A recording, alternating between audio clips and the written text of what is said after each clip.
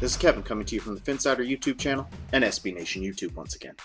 And, more importantly, this is Kevin coming to you after a Miami Dolphins win once again. In a game of the Dolphins' past versus the Dolphins' future, the future came out on top and showed everyone why Miami moved on this offseason. Dolphins rookie quarterback Ryan Tannehill went 22 for 28 for 220 yards and 2 touchdowns, the second multiple touchdown pass game of his career. In a stretch of passes starting at the end of the second quarter and continuing into the third quarter, Tannehill completed 11 straight passes. He finished the game with a career-high 123.2 passer rating, as well as a career-high in rushing yards at 52 and carries at 8. The Dolphins did some creative things with Tannehill on the day, both looking to roll him out as well as designing option-type runs for the one-time college receiver. Meanwhile, the Dolphins passed. Jacksonville quarterback Chad Henne went 18 for 34 for 221 yards and a 73.3 passer rating. The Dolphins sacked Henne twice on the day. The Miami dismantling of Jacksonville continued. It ended with a score of 24-3, but was also seen on the ground throughout the day, with Reggie Bush tallying his second 100-yard game of the year. He had a simply beautiful 53-yard run midway through the third quarter, and he finished the game averaging 5.0 per carry. Bush is now just 105 yards shy of his second straight and second career 1,000-yard season. In the receiving corps, the Dolphins, who have struggled all year to find weapons, saw Brian Hartline reach the 1,000-yard receiving milestone. He's the 8th different Dolphins receiver to reach the mark, and he finished the game as Miami's top receiver, despite being held without a catch the entire first half. The Dolphins may have had the strangest play of the year today.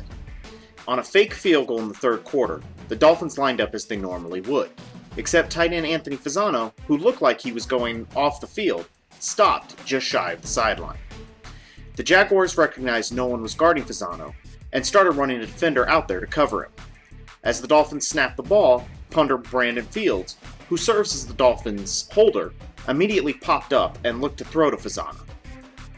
Apparently, Fasano didn't realize the fake was going to happen, either missing the signal from Fields or reading the coverage and thinking that they wouldn't throw the ball to him.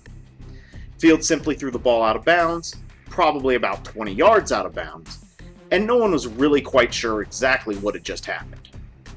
Throughout the game, the Dolphins are plagued by injury, with cornerback Sean Smith, safety Chris Clemens, linebacker Kevin Burnett, and guard John Jerry all shaken up at some point during the game.